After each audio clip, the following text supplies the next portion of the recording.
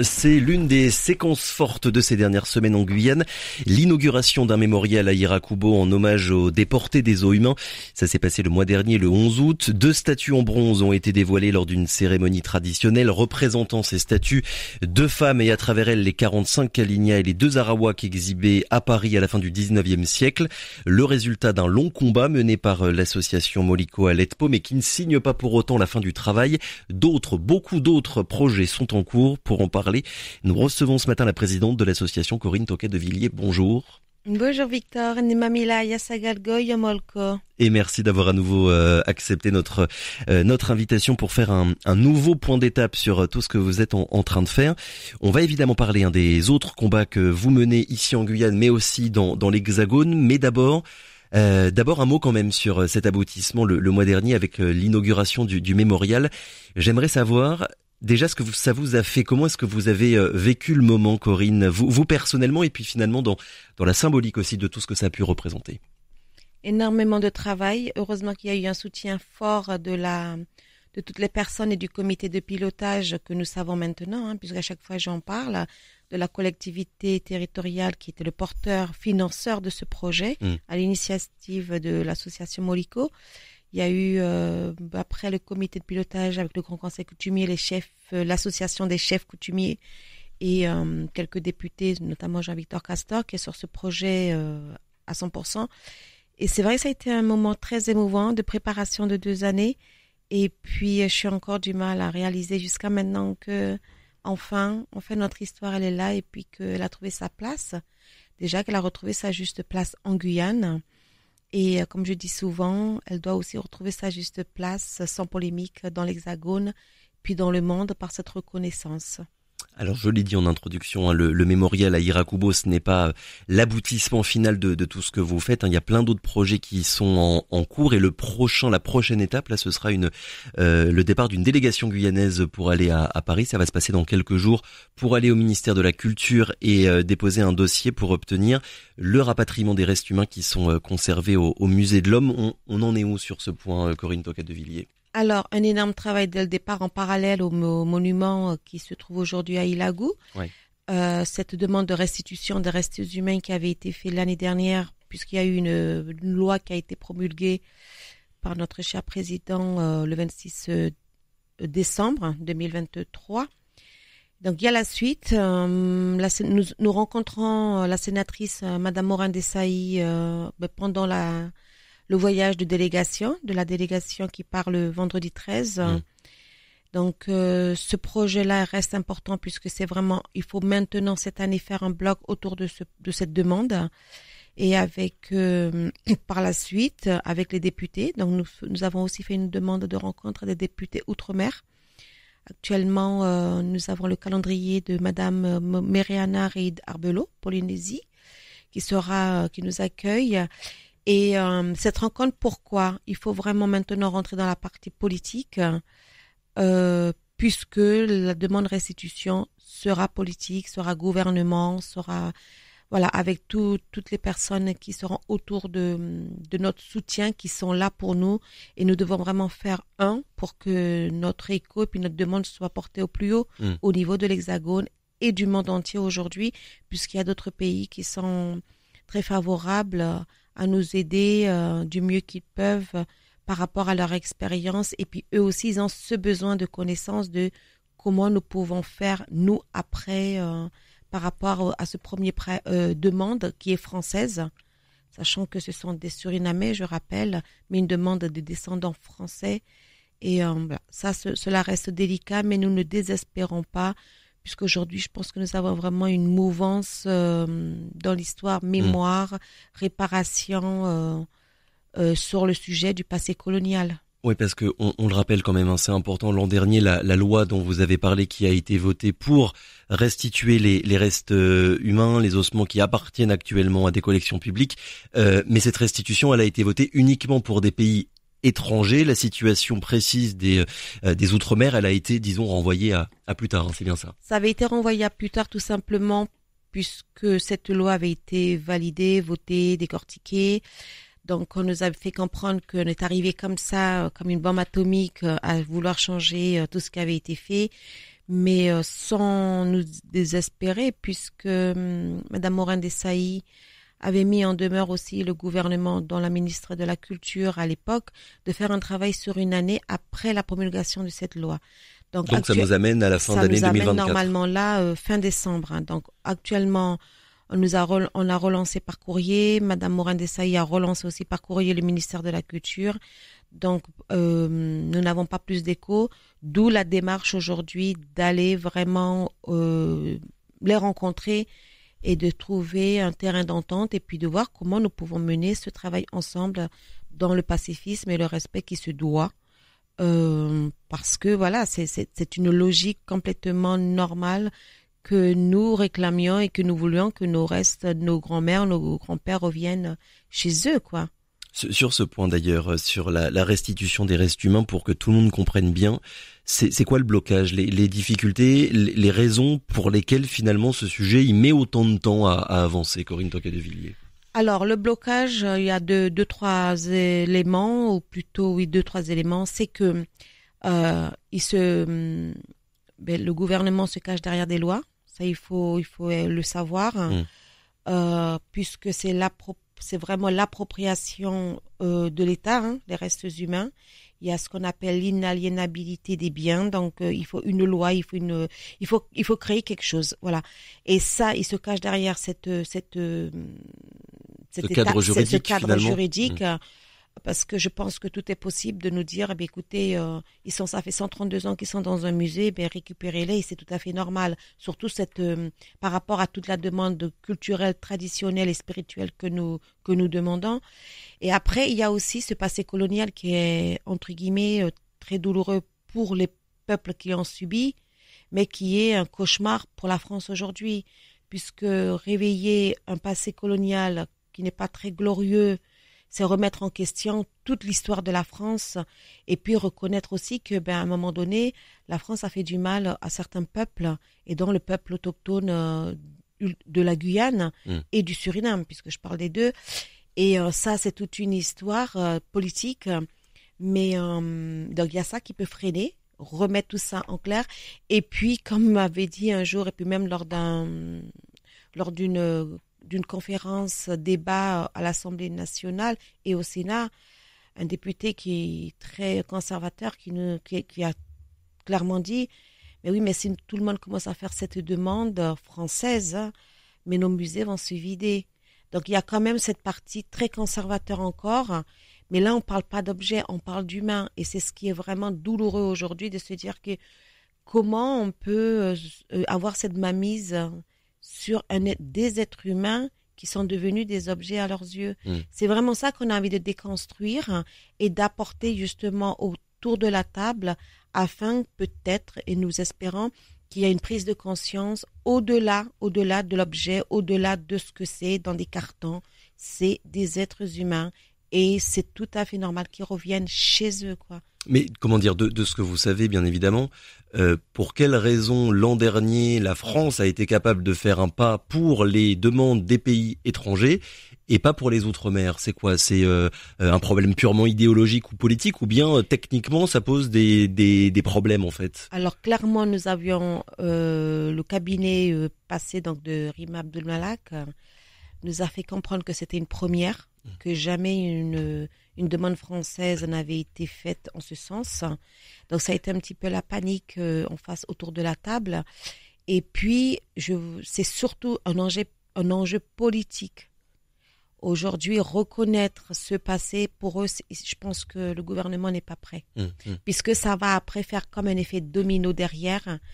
Et là, ça sera, je pense, insoutenable, parce qu'il y a beaucoup de pays outre-mer, de départements qui attendent aussi, qu'il y ait un premier pas, il y ait un premier exemple pour pouvoir lancer aussi leur propre histoire en lumière. Vous êtes confiante? Si ça se fait, vous pensez que ça pourra se faire dans quel laps de temps à peu près? Alors l'année dernière, le gouvernement de Madame Rima Abdul-Malak était complètement favorable à ce que les restes humains restent la propriété de l'État, mais viennent en Guyane avec l'inauguration du 11 août. Donc ça avait été évoqué. Malheureusement, entre-temps, il y a eu un gouvernement changeant. Et Madame Rachida Dati fait plutôt la morte. Oui, donc la nouvelle ministre de la Culture. La nouvelle ministre de la Culture. Nous avons quand même eu une première approche avec son cabinet. Et nous espérons vraiment que dans le futur, là, quelques mois ou dans 1 an, voire 2 ans, mais qu'il y ait quand même une nouvelle proposition, en tout cas cette année, pour qu'après le travail puisse commencer Oui. pour les recevoir dignement comme il se doit. Oui, parce que si vous y parvenez, l'objectif final, on va dire, c'est de construire ensuite à Irakubo, derrière le mémorial, un site finalement pour que, voilà, oui, il faut récupérer les restes humains, mais ensuite il faut avoir un endroit ici en Guyane pour que ils reviennent de la meilleure des manières. Tout à fait. Et d'où l'anticipation de ce projet de construire. Avec bien entendu la discussion que nous avons eue, parce que je répète que je ne prends jamais une décision toute seule. Je ne suis pas, je me vois pas prendre des décisions toute seule, sachant que c'est un travail du peuple guyanais, autochtone et tout. Et avec toutes les discussions que nous avons eues avec les personnes concernées, les Yopoto, les Puyai et le peuple, nous pensons que avoir un caveau qui sera très symbolique derrière les 2 monuments à Ilagou et qui deviendra, et depuis le début, nous avions cette idée-là en tête, ça deviendra un lieu de pèlerinage tous les 11 août et ce sera à nous les Kalinia, à nous les 6 nations, à nous les Sarawak, de réfléchir à comment nous pouvons mener une cérémonie tous les 11 août en ce sens pour la mémoire. Alors pour restituer un petit peu historiquement les choses, on rappelle que c'est au jardin d'acclimatation à Paris qu'ont eu lieu ces exhibitions coloniales et vous êtes en contact avec eux justement avec le jardin d'acclimatation qui est aujourd'hui géré par LVMH pour organiser là-bas aussi une cérémonie à l'endroit même où ont été exhibés les Kalinia et les Arawaks il y a maintenant plus d'1 siècle. Oui, nous avons fait une démarche au mois d'avril qui avait été un peu moins sensible et là j'ai relancé puisque la délégation part au mois de septembre et à notre grand étonnement et très favorable d'ailleurs, j'en suis heureuse. Nous avons eu une réponse très favorable pour nous accueillir dans tout le protocole qui se doit, dans toute la délégation et nous avons demandé à ce que, au niveau plan cadastral de 1892 voire plus, que nous allions vraiment au lieu qui est la grande verrière, le grand hall, boulevard qui avait été dit dans toutes les archives historiques, nous amener vraiment sur ce lieu qui n'existe plus, bien entendu. Peut-être qu'il y a parce que c'est une parc d'attraction aujourd'hui, dans un parc d'attraction, il y a des enfants, il y aura des jeux, mais au moins se rapprocher au plus près du lieu où ils ont séjourné. Et puis, il y a ce fameux rocher, parce qu'il y a aussi des affiches et des photos qui montrent ces Kalinia derrière un rocher qui existe toujours. Donc voilà, on veut vraiment retracer leurs pas et le chaman veut s'inspirer de tout ça aussi, de toutes ces énergies-là, pour pouvoir après, le lendemain, donc le mardi 17 septembre, faire sa cérémonie chamanique et nous serons tout autour de ces restes humains qui seront avec nous. Et il est important, c'est une étape très très importante pour le travail futur que nous allons demander pour le retour de ces restes. Alors, autre projet que vous avez, Corinne Toca-de-Villiers, c'est le travail que vous faites aussi avec Dresde en Allemagne, puisque, on le rappelle encore une fois, évidemment, des expositions, des exhibitions coloniales, il y en a eu à Paris, mais aussi dans toute l'Europe. Et le petit frère de votre grand-mère serait, alors je ne sais pas s'il faut encore parler au conditionnel ou si ça y est, vous avez un peu plus de certitude, mais en tout cas, il serait là-bas en Allemagne, hein, c'est bien ça ? De nos dernières découvertes, puisque Dresde s'est rapproché de l'association avec des documents montrant les preuves que la caravane Moliko 1892 est bien partie par Berlin et par Dresde après Bruxelles et de toute la documentation quand nous l'avons eu en possession, on s'est rendu compte qu'il manque une personne. Voilà. Donc ça c'est un travail que nous allons mener avec le muséum de Dresde et ça nous permettra de faire vraiment le lien et d'éclairer où est le reste de Tonsa, puisque c'est comme ça qu'il a été identifié. Où est-ce qu'il est? Est-ce qu'il est dans un musée? Est-ce qu'il est dans un cimetière? Est-ce qu'il a complètement disparu?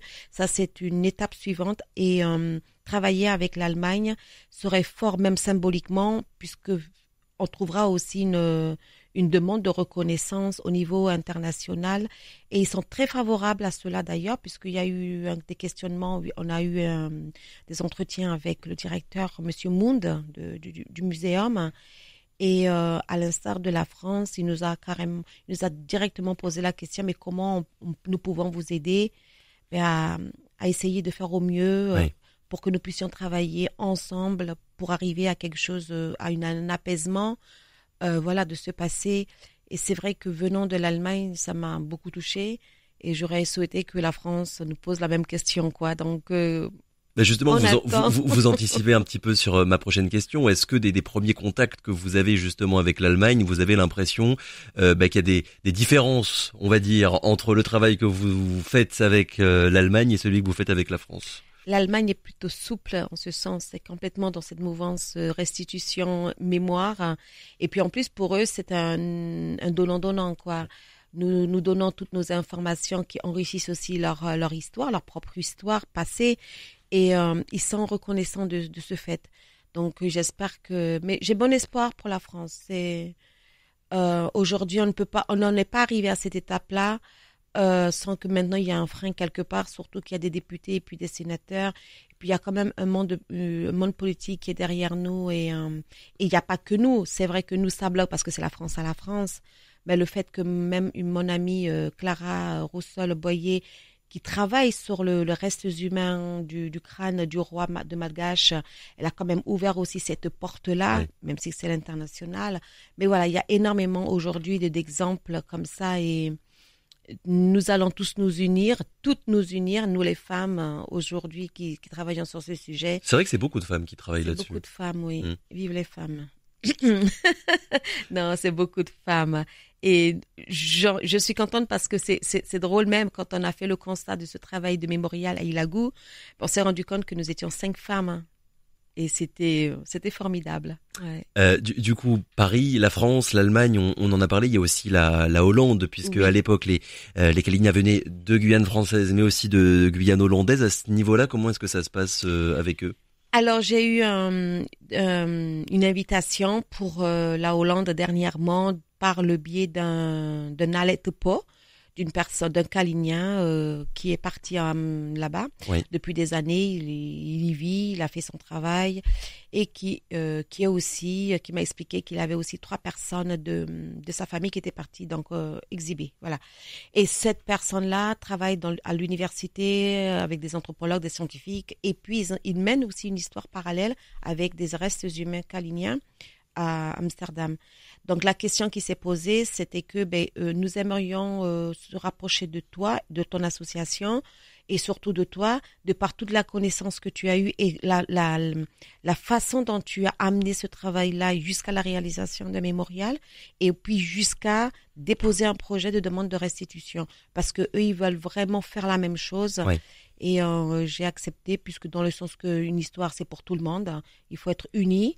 Et puis c'est nos voisins, c'est moi, puisque je suis née à Galibi, donc je suis née quand c'était la Guyane hollandaise, quoi. Donc je ne peux pas dire non à une aide énorme. Si on peut travailler ensemble et apporter nos expériences mutuellement, c'est ce qu'il faut pour avancer dans les dossiers. Et donc l'idée, c'est d'avoir aussi finalement un autre mémorial, cette fois-ci au Suriname, à peu près sur le même modèle de celui qui a été inauguré hier à Koubou. Je pense que c'est leur idée, c'est leur projet. Donc nous, on aidera au mieux qu'on peut avec nos connaissances et tout. Et puis, ce qui est aussi intéressant, c'est que ça me permettra, puisque je suis toujours... Je ne lâche rien, donc dès que j'ai une idée, je fonce. J'ai toujours dans le coin de ma petite tête ce fameux contrat de l'AVO et de l'excellence de l'époque. Et j'aimerais, je l'espère, que nous allons trouver ce fameux contrat à Amsterdam le jour où on fera les démarches officielles. Et parce que vraiment, ce contrat-là, il m'obsède un petit peu parce que ça me permettra peut-être de retrouver les vrais noms des Kaliniens et compléter le travail d'identification que nous avons mené avec le musée Quai Branly. Oui, ce contrat, finalement, c'est un document que vous cherchez sur lequel il y a tous les noms de toutes les personnes qui ont été tout à fait. exhibées. Ça peut être un contrat virtuel, on n'est pas du tout, il n'y a aucune preuve là actuellement, mais on sait qu'il y a eu une trace de contrat puisque dans les archives que nous avons, ça, on en parle. Et je préfère éclairer cette affaire-là. Si c'est virtuel, on passe à autre chose.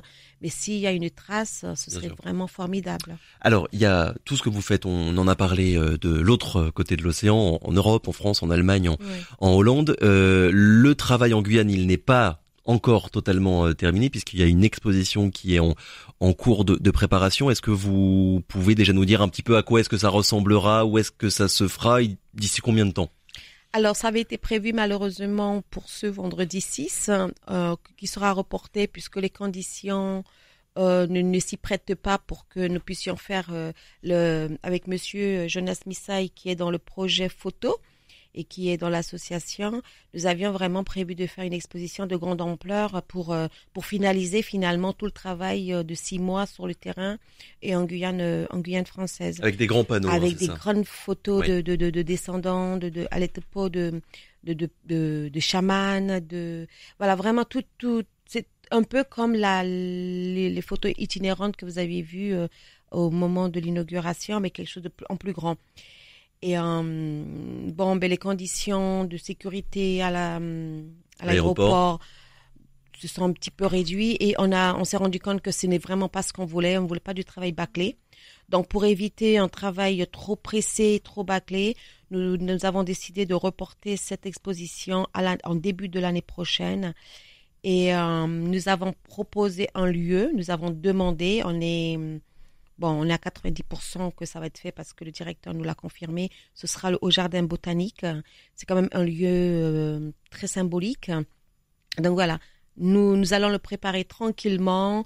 Ce sera pour l'année prochaine. Et ce sera en début d'année. Voilà. Dernière question, Corinne Tocca-Duvillier. J'aimerais savoir quand vous avez lancé votre association, est-ce que vous vous doutiez que ça allait prendre une ampleur pareille à la fois dans les discussions, les négociations aussi qui sont menées en ce moment, mais aussi dans le succès ici en Guyane, parce qu'on l'a pas dit tout à l'heure, mais lors de l'inauguration du mémorial le mois dernier, il y a eu, je crois, quelque chose comme 400 personnes qui étaient là. Ça dit quand même à quel point le travail de mémoire que vous avez commencé il y a quelques années maintenant, il est en train de prendre peu à peu partout sur le territoire. Si on m'avait dit que ça allait prendre de l'ampleur ainsi, non, franchement.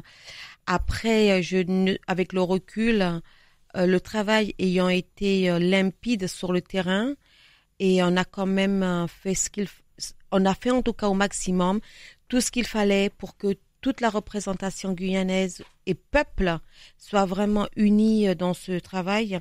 Donc je pense que ça a vraiment porté ses fruits et c'est ce qu'il faut retenir aujourd'hui. Et ça a montré d'ailleurs le jour de l'inauguration, il y a eu des autochtones du Suriname, il y a eu des représentants Kalinago, il y a eu du Brésil.